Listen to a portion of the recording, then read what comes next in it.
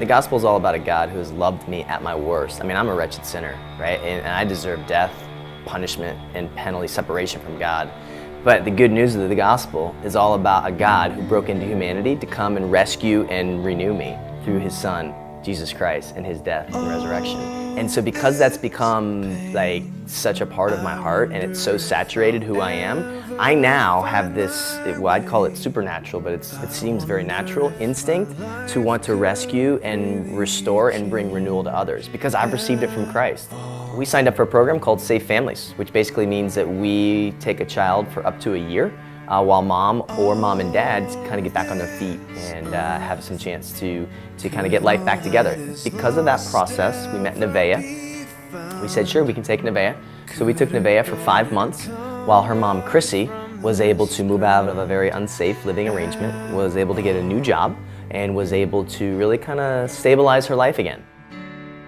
I knew my life like nothing was working out. I had my other daughter living with me. Nevaeh was new, a new baby. I had no job. I was doing like Craigslist babysitting. I didn't have any income for my kids. It was like, search for what we're gonna eat today type of thing. Together, our church kind of wrapped their arms around both Nevaeh, who was at the time, I think, 8 months, and Chrissy. So it was a really good beginning of the story, but what we didn't understand fully was that this was just chapter 1. Because very shortly after that 5-month period, Chrissy was in a similar situation. Not a great living environment.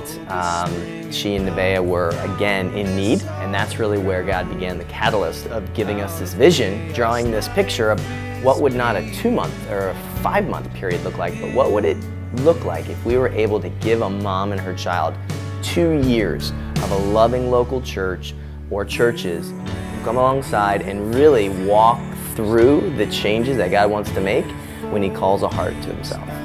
So it's like when they do it for me, I don't know if it's the pride or whatever, I always say I don't want it, but I know I need it. And to see that they're just like trying to help me, it gets me like crazy thinking like, what world are they from? So where's the city house now? Check this out, this is crazy. We have a property. I don't know how we ended up with a property. God is like amazing and beautiful in the way he acts. He brought by an investor, and the investor got caught up in the vision and was like, I'll get you the property. I'll get you started with the property. So we have a property, and now we are in the process of hiring a staff and raising the funds to actually pay that staff and be able to operate for a year 1 budget.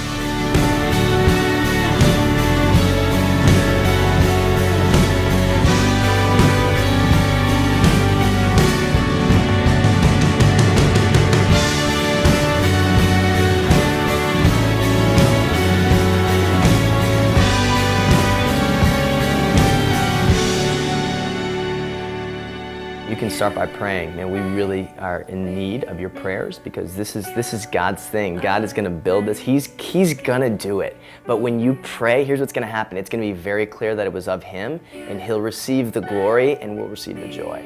Everyone involved in it. Secondly, you can give.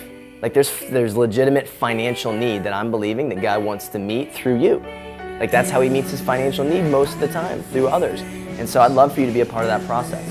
And you can serve. Like we're gonna need people to actually show up and be like, yeah, here I am. I'm that tangible expression of the gospel. I can take you to the store. I can help you clean. I can babysit your child while you get tutoring. I can tutor. I can talk to you about parenting. I can take you to the mall and like remind you that you are like, you're a normal, beautiful, wonderful human being. Like you have value, you have worth, and maybe you haven't heard or seen that in a while.